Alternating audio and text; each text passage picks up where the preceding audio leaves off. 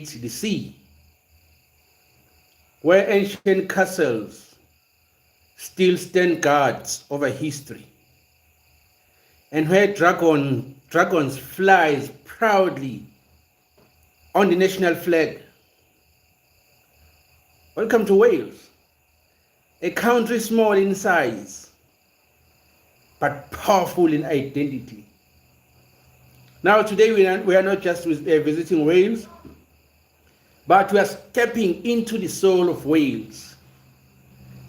Well, briefly, Wales is a part of the United Kingdom located west of England, but don't let that fool you. Wales has its own language, its own culture, its own identity. Wales has over 600 castles. It's often called the castle capital of the world. Its capital city, Cardiff, blends modern life with deep history, while the countryside feels like stepping into another time. And everywhere you go, you will see the symbol that defines the Wales. The red dragon, the flying red dragon. So greetings everybody, welcome to WELSH Commentaries. I am your host, Sipon of Sipon Sports, your favorite anchor on the net. This is another episode of 40 languages, 40 cultures in 40 days. Today we are looking at the Brittonic Celts, the Welsh people, the Wales. We're looking at their culture, the Roman influence, the foundation, the formation of Wales, the origin, earliest inhabitants, everything that has to do with Wales. So that's what we are looking at today. So welcome to WELSH Commentaries. I see you, CC fan page. Welcome, bro. I only find out today that Cardiff actually is from Wales. So you love Cardiff City because it is your pride. It is your nation's pride. I only knew that today. I always thought Cardiff City was an English side, but today I've learned that Cardiff actually has to do with the Wales. So without further ado, let's dive right to it. So human habitat, see, Welsh or Cymru has been inhabited for thousands of years with a continuous human habitat since roughly 19,000 BC. Now the Welsh people emerged from indigenous Brittonic Celtic or Celt or Celts who were pushed into the Western Peninsula by Roman and later Anglo-Saxon invasion, maintaining a unique Celtic culture, language, and a distinct identity from England.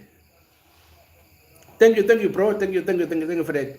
So the earliest inhabitation evidence shows that Neanderthals were present at least 230,000 years ago, with Homo sapiens arriving by about 31,000 BC, such as the Red Lady of Pavilion. Now, Celtic foundation during the Iron Age, 800 BC and AD 400 BC. Now, if we are looking just on top of the surface, that is what actually we see when we look at this great country, the country of Wales.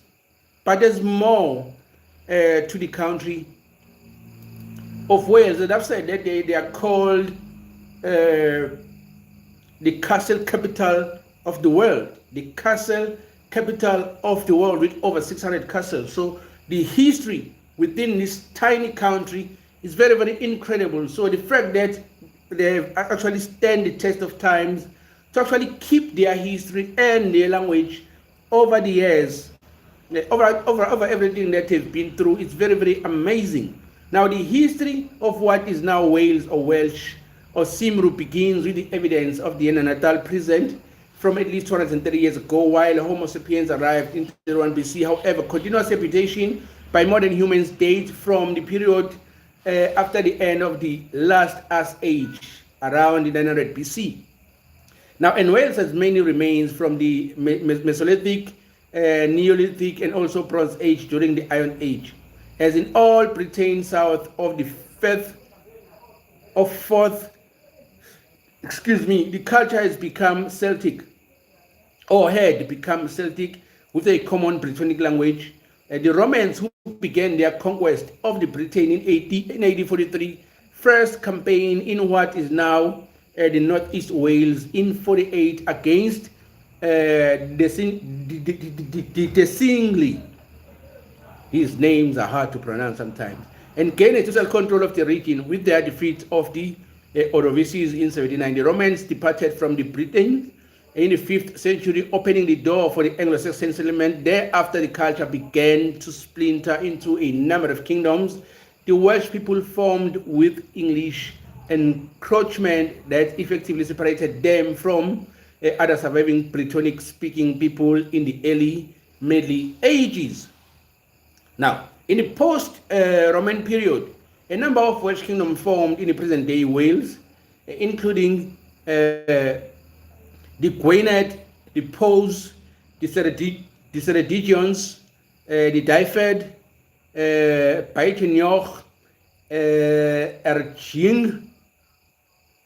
It's very, very hard to pronounce his name.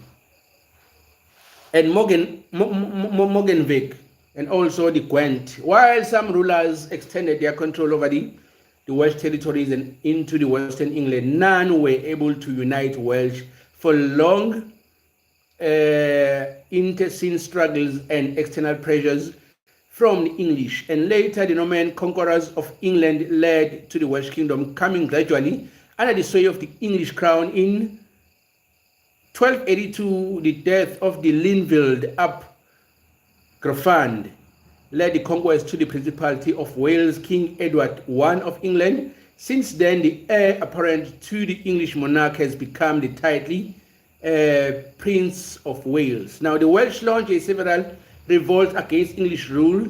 The last significant one was being led by the Owen Glenver in the 15th century. In the 16th century, Henry VIII himself of the Welsh extraction, as a great-grandson of the Owen Tedder, passed the Laws of Wales Act or Laws in Wales Act, aiming to fully incorporate Wales into the Kingdom of England. Welsh is one of the world's hardest language. I can see, bro, it's very, very hard to actually pronounce some of these, just the names. Just the names. So it's very, very embarrassing if I will fail to actually correctly pronounce the names of the people who helped build the Wales as we know it. So it's very, very embarrassing on my side. And thank you for that, because you do understand, bro. You're from the country and you understand that the language is is one of the hardest languages in the world. So Wales became the part of the Kingdom of Great Britain in 1707, and then the United Kingdom. Okay, get out of here. Something is here. I'm sorry to the Welsh people. Okay, and Wales became the part of the the part of the Kingdom of the Great Britain in 1707, and then United Kingdom of Great Britain and Ireland in 1801. Yet the Welsh retained their language and culture despite heavy English dominance. Now, the publication of the extremely significant first complete Welsh translation of the Bible was by William Morgan in 1588, greatly advanced the position of the Welsh as the literary language. Now, the 18th century saw the beginnings of two changes that will greatly affect greatly affect Wales. The Welsh Methodist revival. What was the Welsh Methodist revival? Briefly, the Welsh Methodist revival was an evangelical revival that revitalized Christianity in Wales. During the 18th century, Methodist preachers such as Daniel Rowland, William Williams, and Howell Harris were heavily influential in that movement. Now, that led to the country turn increasingly to non-conformist in religion and the Industrial Revolution. Now, during the rise of the British Empire, 19th century Southeast Wales in particular experienced a rapid industrialization and dramatic rise in population. As a result, the explosion of the coal and iron industries. Now, Wales played a full and willing role in the First World War. Now, the industries of the empire in Wales declined in the 20th century with the end of the British Empire following the Second World War. Now, while nationalist sentiments and interest in self-determination rose, the Labour Party replaced the Liberal Party as a dominant political force in the 1920s. Wales played a considerable role during the Second World War, along with the rest of the United Kingdom and its allies, and its cities were bombed extensively during the Blitz. What was the Blitz? Briefly, the Blitz was bombing campaign by Nazi Germany and fascist Italy against the United Kingdom during the Second World War. It lasted for 8 months, from the 7th of September 1940 to 16th May of 1941. The name is shortened from the Blitzkrieg, a term used in popular press to describe the Blitz. Now, the Nationalist Party played Cymru, gained momentum 1960s to 1997 referendum. Now, Welsh voters approved the devolution of the government responsibility to a National Assembly for Wales, which first met in 1999 and was remained as the Welsh Parliament in English and Senate Cymru in Welsh in May 2020. It's fine. I struggle saying them myself. Don't be embarrassed. Thank you, bro. Thank you, Cumbrian. The Cumbrian is in the building. Now, prehistoric history of the Wales. Now, the earliest known term of human remains discovered in the modern-day Wales is a Neanderthal jawbone found at the bone-veined Paleolithic site. What was the Neanderthal? Neanderthal jawbone. What was a Neanderthal?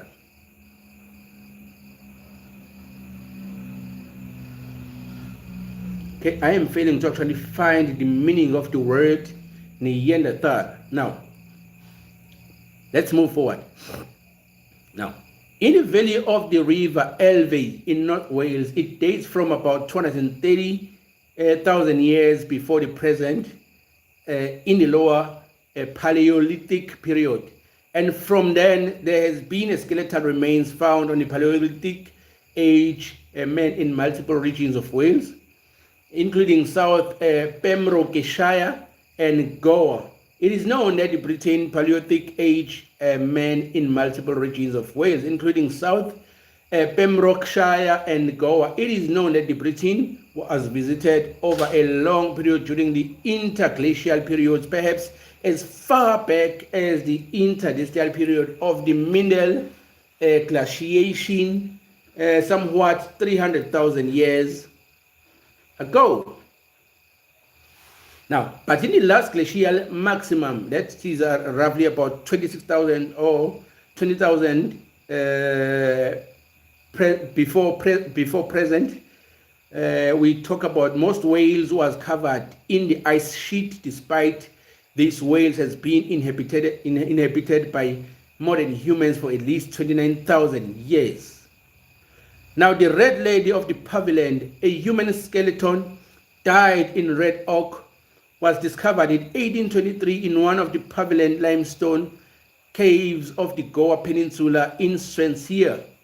Now, South Wales, despite the name of the skeleton, is that of a young man who lived about 33,000 before present time at the end of the Upper Paleolithic period, that is Old Stone Stage. Now, Pavilion Cave lay just to the south of the ice sheet and the sea level was lower, so the cave was inland at the time. It is considered to be the oldest known ceremonial burial in Western Europe. Now, the skeleton was found along with jewelry made from ivory and seashells and a mammoth skull. Now, I don't know how true this is, so if you can actually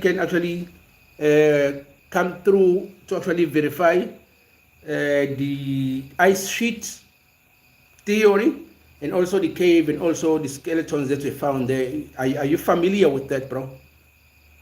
It's a type of early species of human. Oh, I understand that. That's what Neanderthal is. I don't know how to spell it. Yeah, I think you Neanderthal. Yeah, you almost got it right, but I can read it. thank you for actually explaining that, because I was trying to find what does it mean Neanderthal. But also now it's coming through. It says Neanderthals are an extinct group of archaic humans who inhabited Europe and Western and Asia and Central Asia during the Middle Age or late Pleistocene. Neanderthal extinction occurred roughly 40,000 years ago with the immigration of the modern humans, which is Cro-Magnons, but Neanderthal is in Gibraltar. Thank you for that. I don't know about the ice sheet, okay, but that's what actually I find here, that the Neanderthal were actually discovered through 230,000 years in Lower Paleolithic, and has been skeletal remains found in that age in multiple regions of Rate, including southern Pembrokeshire in Goa. It is known in Britain, visited a long time ago, blah, blah, blah, blah, blah, blah, blah. But I was looking for the ice sheet theory that I've heard here on my notes. I no longer see it. Okay, now we move along. Now, the Mesolithic and Neolithic. Mesolithic or Mesolithic. Mesolithic or the Middle Stone Age is the old world archaeological period between the Upper Paleolithic and the Neolithic. The term Epipaleolithic is often used synonymously, especially outside the Northern Europe, and for the corresponding period in the Levant and the Caucasus. So if the Mesolithic and Neolithic are used synonymously, so there's no need to look for the meaning of the Neolithic. Now, continuously, human habitats dates from the end of the last ice age, between 12,000 and 10,000 years before the present day or the present age, when Mesolithic, which is Middle Stone, hunter-gatherers from the Central Europe began to migrate to Great Britain. At that time, sea levels were much lower than today. Wales was free of glaciers by about 10,250 BC. What is a glacier? A glacier is a persistent body of natural ice, a form of rock that is constantly moving under its own weight. A glacier forms where accumulation of snow exceeds its ablation over many years. Often centuries, it slowly flows and deforms under the stress induced by gravity and undergoing ductile, etc., etc. Now, I wonder, how is winter in your country, bro? How is winter in your country? How cold can it be?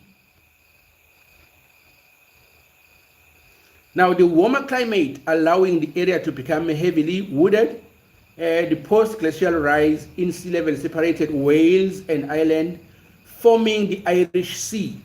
By 8,000 years before present, the British Peninsula had become an island.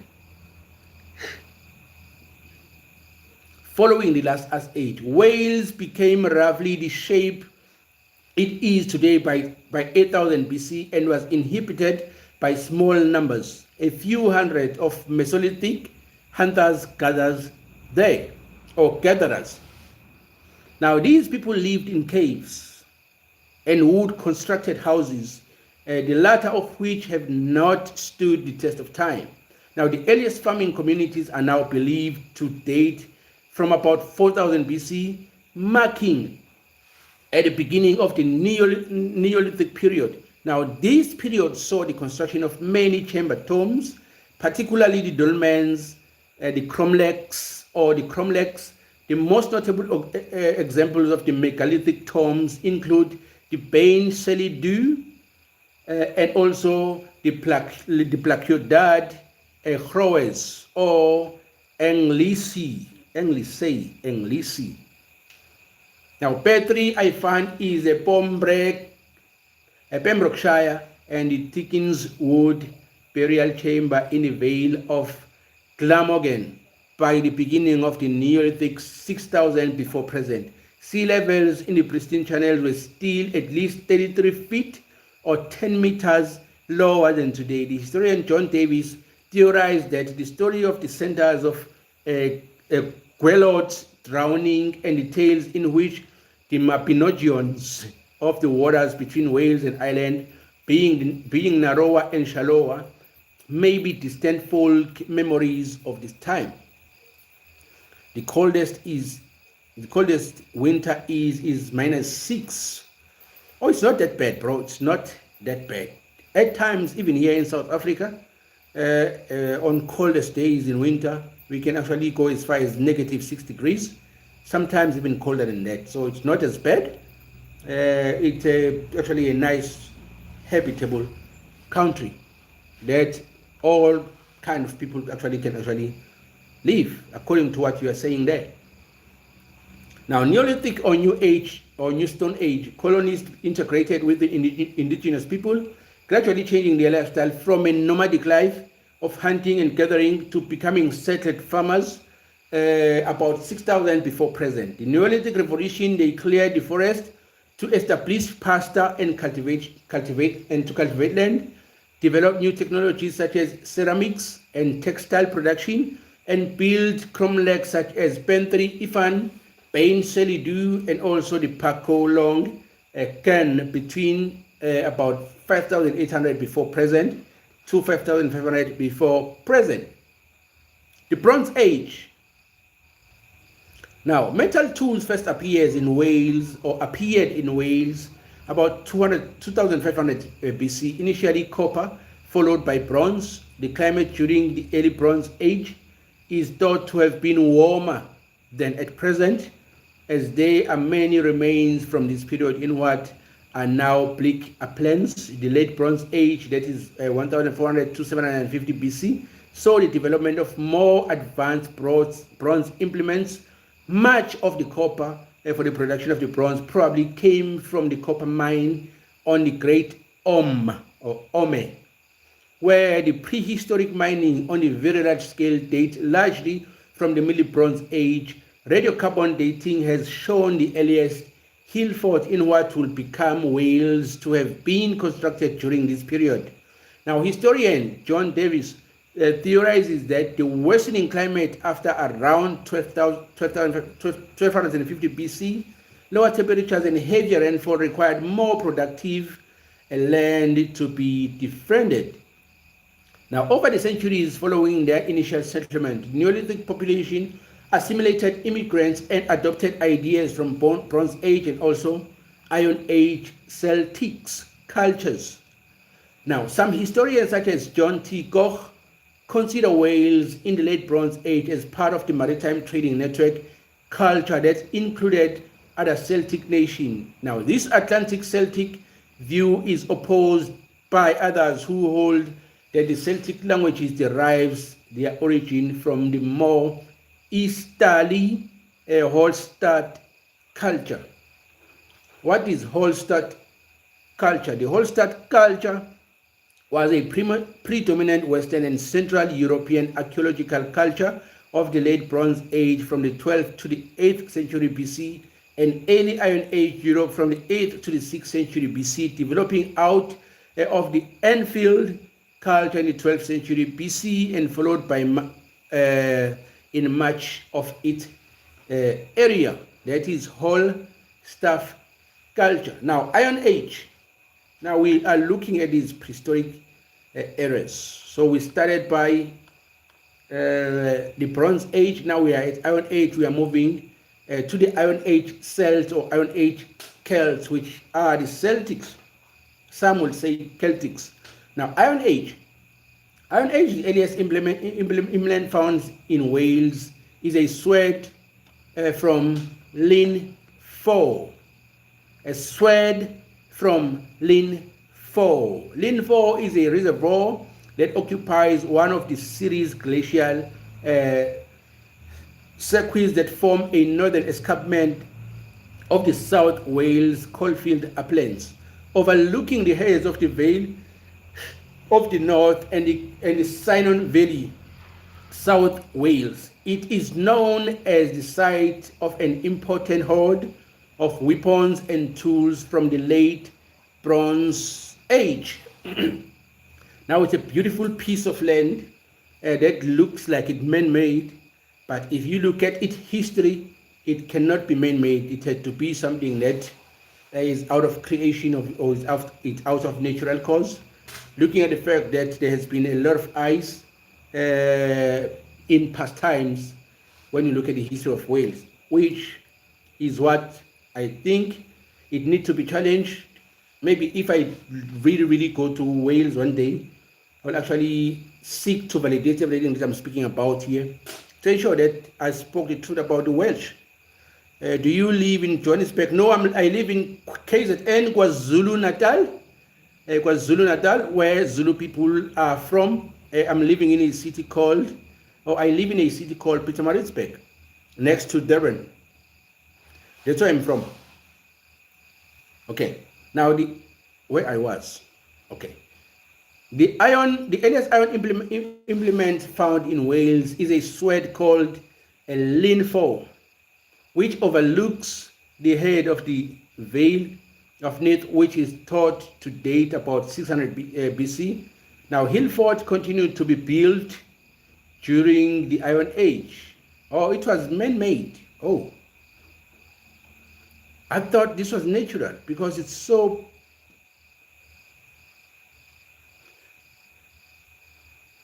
No, it can't be man-made. Now, the earliest iron implementation found in Wales is a sword from linfo. It's from linfo. The sword was built, not linfo. Now, which overlooks the north of the Vale of Neath, which is thought to date about 600 BC. Now, Hillfort, that's another story. Hillfort. This is a list of Hillfort in Wales. Hillfort continues to be built during the British Iron Age. Nearly 600 Hillforts are in Wales. Now, what are Hillforts? Hillfort. Why is just Hillforts in Wales? And there's no explanation what actually is a Hillfort. Now, Hillfort continued to be built during the Iron Age. Nearly 600 Hillforts are in Wales. Over 20% of those found in Britain, examples being the Pen at Dinas. Can they show us some of these Hillforts? Pen Dinas, near Aberystwyth, and also Tre Seyri on the Llyn Peninsula. A particular significant find from this period was made in 1943 at Llyn Sodikberg on the Anglesey, when the ground was being prepared for the construction of the Royal Air Force base. Now, the catch, including weapons, shields, chariots, along with the fitting of the harnesses and slave chains and tools, many had been deliberately broken and seemed to have been votive offerings. What were votive offerings? A votive offering or a votive deposit is one or more objects displayed or deposited without the intention of recovery or use. Now, in a sacred place for religious purposes, such items are a feature of modern and ancient societies and are generally made to gain favor with the supernatural forces. Now, a tendency to see the creation of Hillfort as evidence of Celtic invasion that also fought the Celtic language too, the Britain has been dealt a blow by the recognition that the earliest fort predate the arrival of the Iron Age Celtic culture by at least hundreds of years. Now, the present tendency is to reject the hypothesis of mass invasion in favor of more sporadic migration and cultural spread of language and ideas, a culminative Celticity. Then, with the coming of the Celts, there was an agricultural improvement of farming in Britain. This is evident with the then new use of iron plowshare, a type of a plow. Iron plow share was the one that was pulled either by horses or by oxen. So depending on what is preferred on the specific culture, they could either use donkeys, some will use horses or oxen. So it depends on the culture. Probably because it's in Europe, probably they were using horses for such activities. Now, the Iron Age Celts or Celts, during the late Bronze Age or an early Iron Age in Celtic Britain, that is 800 BC, is when the modern day Wales was split into four regional tribes. They were the Ordovis or the Ordovices, which is mid Wales to North Wales, and also the Desiangli, which is Northeast Wales and the North Wales, the Sealers, Southeast Wales and mid Wales, and then the Dimitai, which is South Wales, Southwest Wales. A second wave, which was 500 to 200 BC, of immigration of the Celtic tribes from Eastern Europe emerged in Europe and established stone hut circular round houses settlement within near the previous inhabited hill fort enclosures. Hut circles were used as the dwelling until after the end of the Roman rule in Britain during the Roman occupation. Another Celtic Britain tribe in the modern day Wales was identified as the Kangani Lynn Peninsula in the northwest Wales by where a tribe with the connections to the island. When they speak about the secular hut, that actually the Celtics that emerged, or roundhouse settlement that the Celtics used when they emerged during 500 to 200 BC. I think we use those type of houses in South Africa till today. In some rural areas, you still find those roundhouse settlement that are thatched on the roof. We grew up under those type of houses. In some areas, things has developed and changed, but on some communities, you still find some of those houses. They're very, very good because they acclimatize with the climate. If it's hot, they're not hot, they are cool. And if it's cold, they're not cold, they're warm. So, do you know Trevor Noah? Trevor Noah here is a South African. He's from Eastern Cape. His province is next to my province. It's a neighboring province towards the south. That's where he's from. But he's moved to Johannesburg. I think he settles there right now. But he's all over the world because he's become a global citizen that he's become, and is a very, very successful. That's what he does, comedically and also a political commentary. He's very smart, very wise, very knowledgeable. I respect him a lot. Now, we're moving to the Roman era now. Now, the Roman conquest of the Wales began in AD 48 and took 30 years to complete. Now, the occupation lasted over 300 years. The most famous resistance was led by the Caractacus. Oh, I love this name, Caractacus. Caractacus was the 1st century AD British chieftain of the Catuvellauni tribe who resisted Roman conquest of Britain. Caractacus, I love this nigga. On every culture, I love somebody. There's always somebody that I just love. And in Wales, it has to be Caractacus first.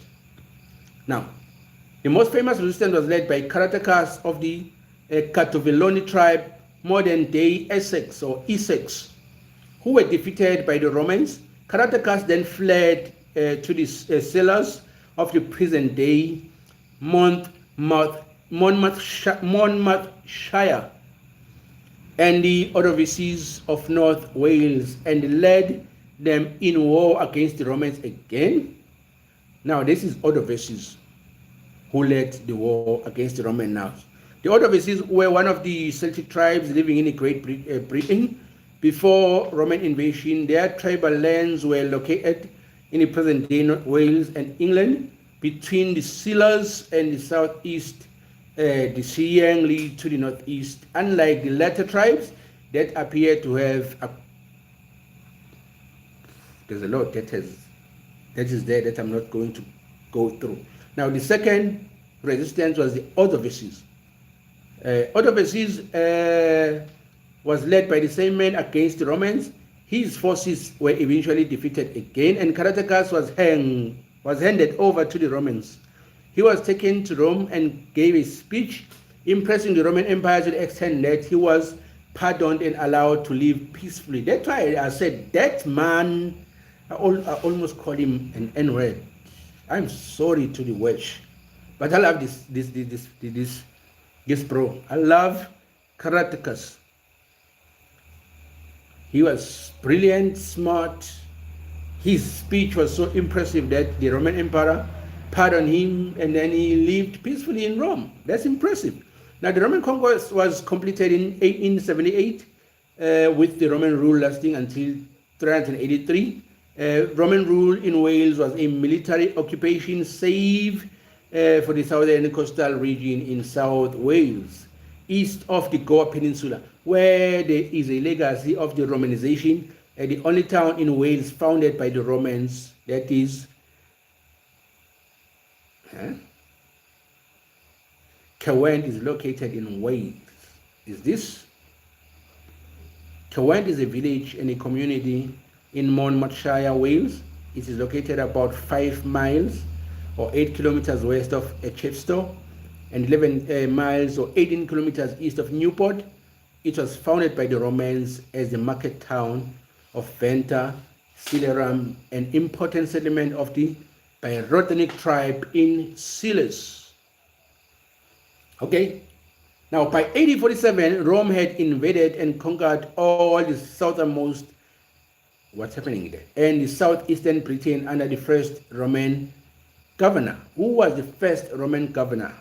A Roman governor was an official either elected or appointed to be the chief administrator of the Roman law throughout one or more of the many provinces constituting Rome. Okay, they are not showing us who was the first governor. Now, as part of the Roman conquest of Britain, a series of campaigns to conquer Wales was launched with his successor in 48 and will continue intermittently under successive governors until the conquest was completed in 78. It is these campaigns of conquest that are most widely known features of Wales during the Roman era. Now, during the spirited but unsuccessful defense of their homelands by 2 native tribes, the Silures and also the Ordovices, the Demetia or the Demetai of the southwestern Wales seem to have quickly made their peace with the Romans, as there is no indication of war with Rome, and their homeland was not heavily planted with forts nor overloaded with roads. The Demetia would be only Welsh tribe to emerge from the Roman rule with their homeland and tribal name intact. How true is that? Now, Wales was a rich source of mineral wealth, and the Romans used their engineering technology to extract large amounts of gold, copper, and lead, as well as the modest amount of some other metals such as zinc and silver. When the mines were no longer practical and profitable, they were abandoned by the Romans. Romans' economic development was concentrated in southeastern Britain, with no significant industries located in Wales. This was largely a matter of circumstance, as Wales had none of the needed material in suitable combination, and the forested mountainous countryside was not amenable to development. Now, Latin became the official language in Wales. Is that true? Latin became the official language of Wales, through the people continued to speak in Brythonic. While Romanization was far from complete, the upper classes came to consider themselves Roman, particularly after the ruling of 212 that granted the Roman citizenship to all free men throughout the empire. Further, Roman's influence came through the spread of Christianity, which gained many followers when the Christians were allowed to worship freely. State persecution ceased in the 4th century as a result of Constantine the Great issuing the Edict of Toleration, that is the Edict of Milan. I think that was in 300 AD according to the church history.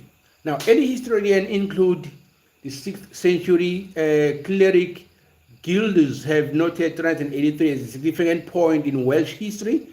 In that year, Roman General Magnus Maximus stripped Britain of troops to launch a successful bid of imperial power, continuing to rule the Britain from Gauls as an emperor from 383 to 388, and transferring the power to the local leaders. Now, somehow, 2020, I think we was having a dialogue with some brother. I don't know where he was from, a political dialogue, and then somebody called me a Marxist. I had no idea who was Marxist, what a Marxist is. But I don't think that has to do with Maximus. I mean. But later I found out that a Marxist view in political circles has to do with certain things which were incorporated on my speech on that particular day.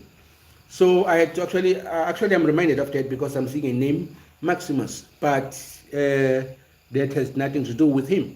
So Magnus Maximus was a Roman emperor in the West from 383 to 388. He usurped the throne from Emperor Gratius.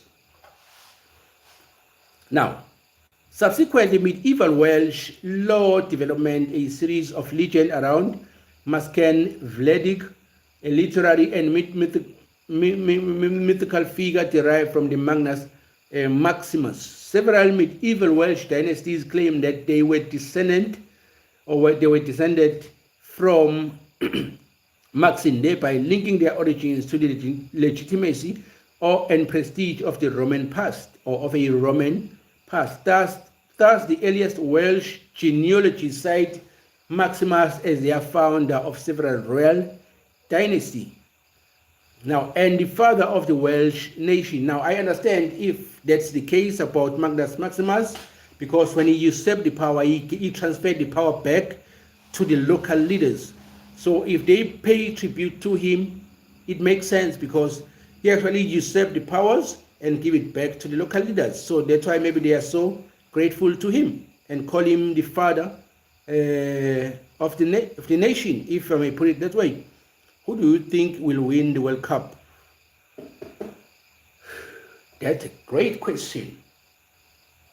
Now let me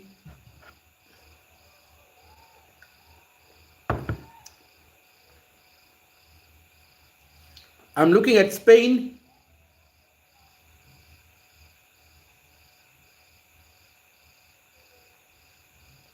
Spain will do good.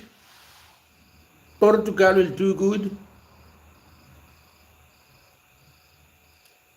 France will do good. I think those three in Europe will do very, very good. Probably England. They have some great players. It's a matter of if they can actually put those players together to compete. If they can do that, they will be in the mix. And in Africa, I think people who will do good is Morocco and South Africa. And then you go to South America, probably who will be in the mix? Probably Argentina and Brazil. I think those are my top 8 teams that might do good in the World Cup. What do you think?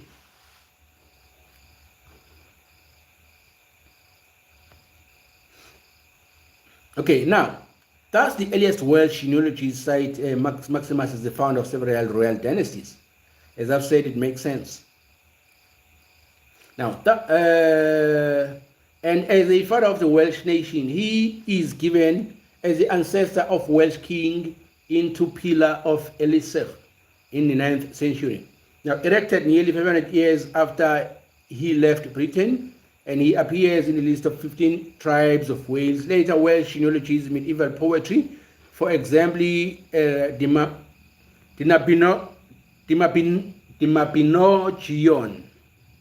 Mabinogion is a collective of the earliest Welsh prose stories compiled in the Middle Welsh in the 12th and 13th century from the early oral tradition. There are two main sources, manuscripts created in C 1350 and C 1410, and few earlier fragments often included in the broader mythology, etc., etc. Now, this Mabinogion and chronicles such as the Historia Britonum and Annales Cambriae used myth and legends to give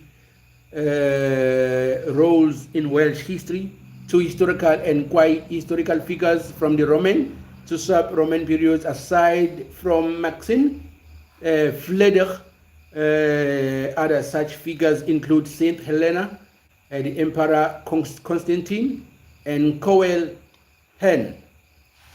Now, that's the history, or part of the history, because there's so many things that we can speak about as far as the history of the Wales is concerned. There's early Middle Ages, that's from 383 to 1066 years, and also the High Middle Ages that derive from 1066 years to 12,083, and then the late Middle Ages, which begin in 1283 to 1542. Then the modern period, the modern history, the Welsh language, the historiography, etc., etc. But there's so many things that you can speak about as far as Wales is concerned. Now, if we can actually take everything as is, we will actually have the whole night, because there's so much history when it comes to Wales. Though it's a small country, but if you look at its history, it's so rich, it's very, very rich, that if I may want to cover everything, that will take at least 5 to 6 hours. So I don't think we have so much time, but we will jump straight to the Welsh language, because remember, this is 40 languages, 40 cultures in 40 days. So as long as there's a language and it's still being spoken, it means the culture is still preserved, and everything that has to do with the history of the nation. So we'll look at the language, and then try and learn a few things as far as the language is concerned. Now, by the time we hit the 1 hour mark, we will be done by sharing a portion of history of the Wales, or the Welsh people. Okay.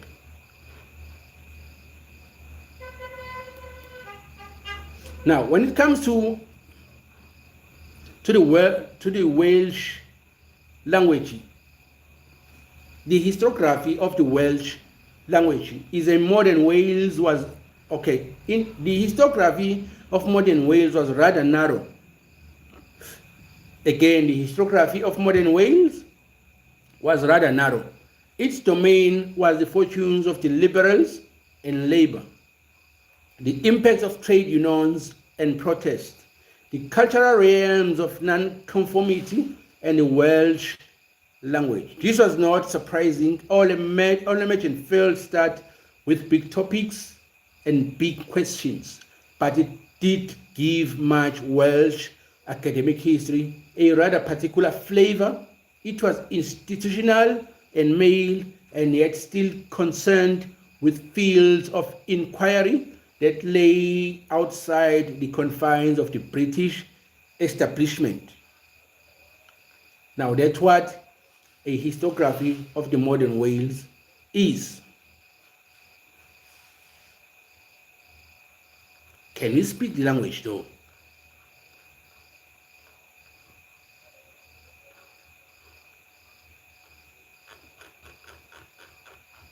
Can you speak the language though?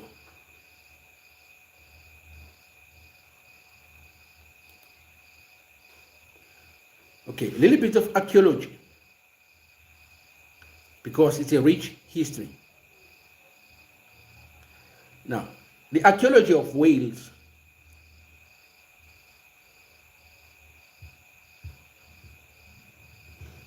consists of the study of human occupation within the country of Wales, which has been occupied by modern humans since ages ago, which with continuous occupation from 9000 BC. Analysis of site artifacts, archaeology data within Wales details its complex social landscape and evolution from prehistoric times to the industrial period. The study undertakes the academic institution, consultancies, charities, as well as the government organization. Okay, that's not what I'm looking for. I'm looking for Wales, or I'm looking for Welsh language. Learn a few things and then call it a night.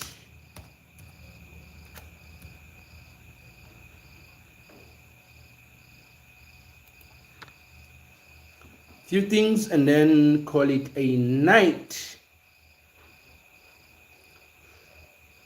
Okay, Welsh or Cymraeg is a Celtic language with useful, commonly used phrases and examples. Boreda, Borda, Boreda, Boreda, good morning, Boreda. Diolch, thank you. Sutmaye, how are you? Sutmaye, how are you? Oh, this is very, very interesting. Sutmaye, how are you? Okay, I'm not sure how many people who speak this language in Wales, but if I go, or if I see a Welsh and say Boreda, will they understand what I say? All of them, or some will and some will not, because now English has been the majority, or the language that is spoken by majority. I'm just thinking. Oh, he's saying yes. Boreda, that means it's a common or a well-known phrase in terms of formalities. Now, prinonta, prinonta, prinonta, prinonta, prinonta, good afternoon, prinonta. Boreda, good morning, prinonta, good afternoon. Nosta, good night. Nosta, good night. Okay, that's how I'm actually saying bye-bye to everybody tonight. I'm not going to say good night, everybody. I'm going to say Nosta. Okay, Sudmaye, Sudmaye, or Shumaye. This is interesting because somehow in South Africa there was a song called Shumaye. Sudmaye, how are you? Hello, how are you? Sudmaye. Pronto buongiorno, Sudmaye. That would be dope. Pronto buongiorno, Sudmaye. I'm mixing together the Welsh and Italiano and then put in Zulu, English, and the mix of languages I've learned, and then have a 5-minute greetings when I pick up my phone. I don't recommend English.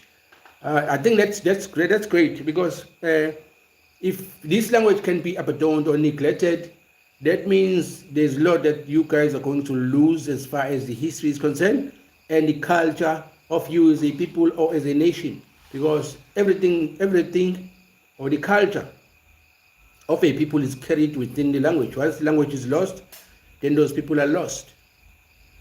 And it's very, very hard to come back from that.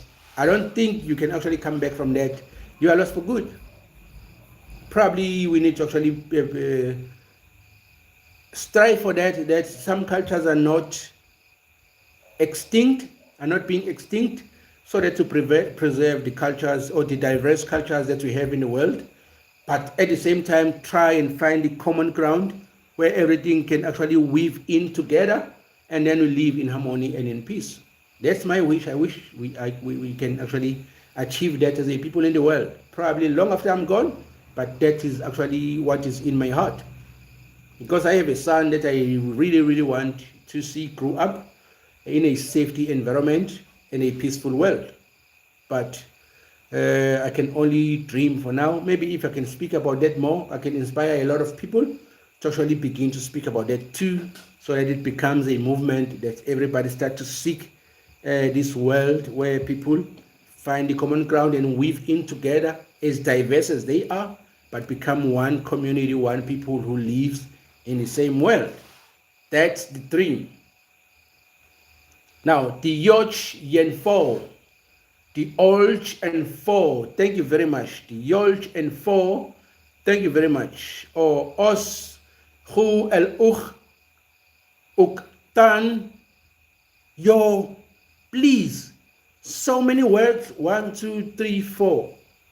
Os Hu El Uk Unta, please.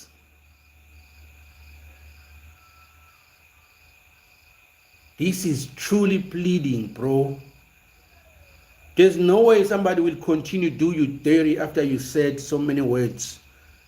Hul ek hook unta, hu el uk unta, please.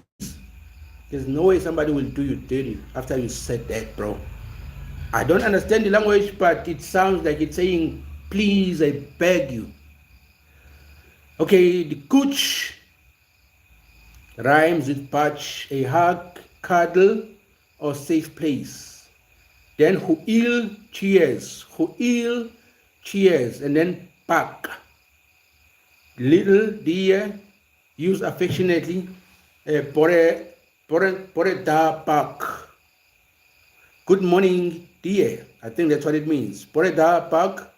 I think that means good morning, dear. Now, simple sentences is Maya and bro glow. It's raining. Didu, I dim, yim, quibot, I don't know. Yo.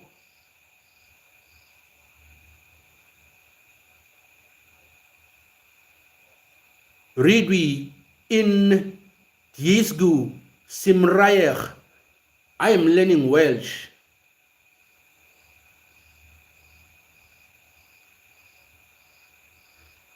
Okay, in my life, I ain't never seen something so hard. Johnny, what's good? Johnny, welcome to Nevertheless Commentaries, bro. We was checking out the history of the Wales. Right now, I was actually trying to learn a few formalities as far as the Welsh is concerned, the Welsh language is concerned. So these are the example of the Welsh language. Bore da, good morning. Good morning, bore da. And also, good morning, dear, is Bore da bak. Bore da bak. Good morning, dear. I can't say that to you all because you are gentlemen. Can't say that to you. I don't know how to say good morning, gentlemen, because we don't have.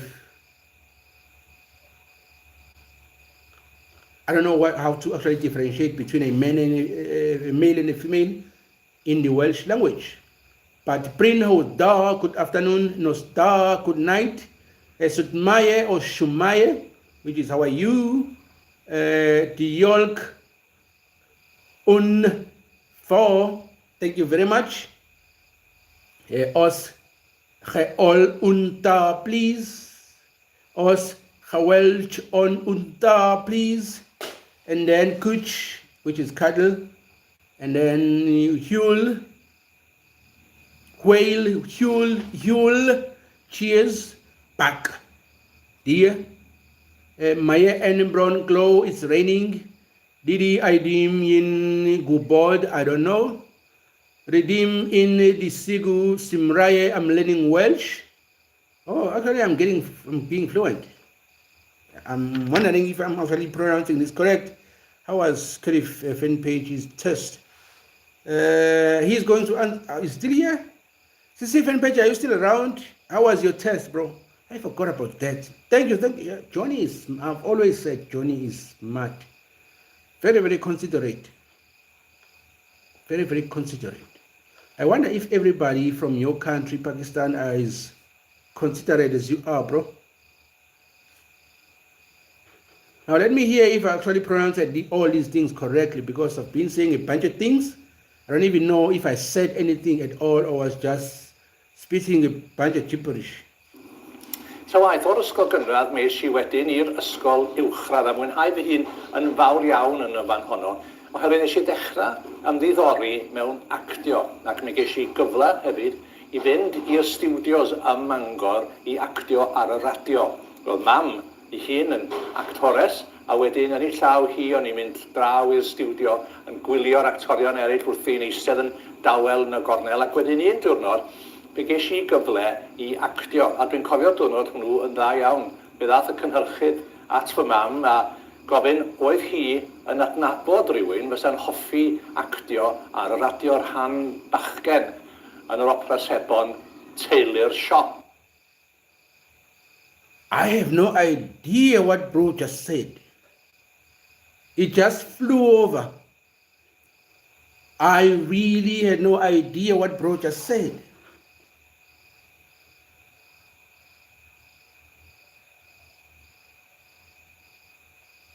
It's Welsh, bro. It's Welsh from Wales. I have no idea what he just said.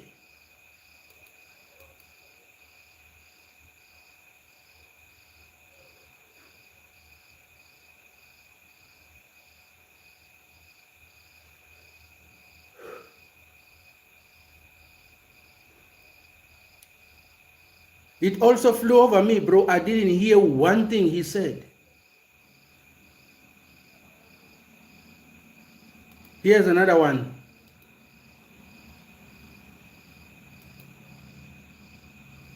Why is this one not playing?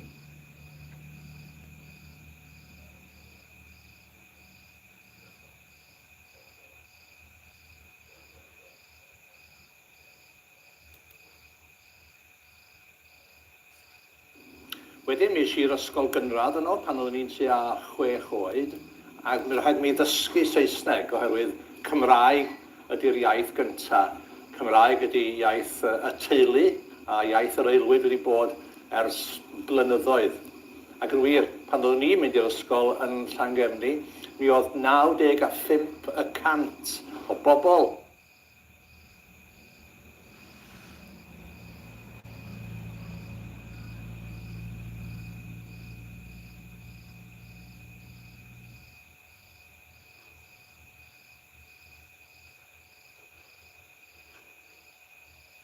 yr ynys yn siarad Cymraeg, ond mae'r ffigwr hwnnw wedi gostwng dipyn erbyn hyn. Wedyn mi eisiau'r ysgol gynradd yno pan oeddwn i'n tua 6 oed, ac mi rhaid mi ddysgu Saesneg oherwydd Cymraeg ydy'r iaith gyntaf. Cymraeg ydy iaith y teulu a iaith yr aelwyd wedi bod ers blynyddoedd. Ac yn wir, pan oeddwn i'n mynd i'r ysgol yn Llangefni, mi oedd 95% o bobl yr ynys yn siarad Cymraeg, ond mae'r ffigwr hwnnw wedi gostwng dipyn erbyn hyn. Wedyn mi eisiau'r ysgol gynradd yno pan oeddwn i'n tua 6 oed, ac mi rhaid mi ddysgu Saesneg oherwydd Cymraeg ydy'r iaith gyntaf. Cymraeg ydy iaith y teulu a iaith yr aelwyd wedi bod ers blynyddoedd. Ac yn wir, pan oeddwn i'n mynd i'r ysgol yn Llangefni, mi oedd 95%. Okay, what's happening right now in my head, here, over here, it hurts. It hurts because my brain is trying so hard to process what is being said, and I have no idea. I'm listening so hard to what is being said. I'm hearing just noise. And my head, right about here, hurt so bad because I have no idea what this man just said. Now, so as far as languages are concerned, we as humans have a long way to go. Yes, we may have a certain language that unites us as we are able to converse using this borrowed English language, but it is not enough if I do not know your language. As far as we can communicate in English, we need to go beyond that. That I can actually converse with you, Johnny, in Urdu, and also converse with Sissy Fenpage in Welsh. But I just listened to Welsh. I had no idea what this man just said. This is very sad. Actually, I'm 38 years old today, I've never had my head hurts just because I have no idea what is being said. The first experience, I really have no idea what he just said. Okay, thank you everybody. This was nevertheless commentaries. I am your Sisibondo of the One Spot, your favorite unk on the net. So we are done with today's episode, which was 40 languages, 40 cultures in 40 days. Today we was looking at Welsh or Wales. We looked at just a portion of Wales because they have so much history. Though they are a tiny country, but they have so much history in that country, as small as it is. So we cannot finish everything about the Wales. Maybe in future we will still revisit them and actually make a second part of them, and third part, probably fourth part, because they have so much to offer in terms of history as a nation, because they derived from way back throughout the cradle of the human. The fact that they found a skull in one of the caves of a human beings from primitive age, that says a lot about the history of this country. So there's a lot to unpack about the Wales. So let's say next time you're going to see the red dragon, remember, it's not just a symbol, it's a story of survival, identity, and pride of the Wales people. Thank you, everybody. We will see you tomorrow. We are doing the Shia dynasty of China, which is the first dynasty of China.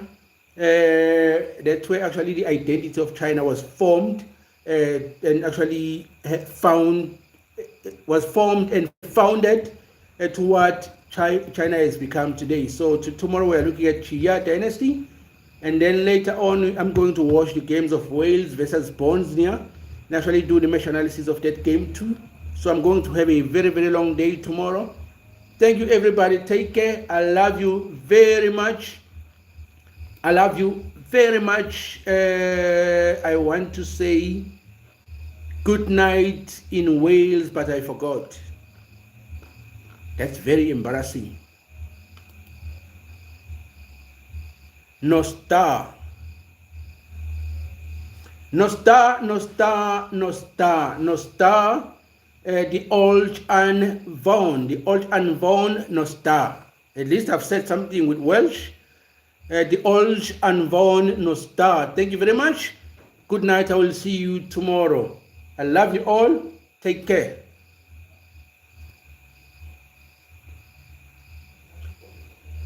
Shh, shh, shh.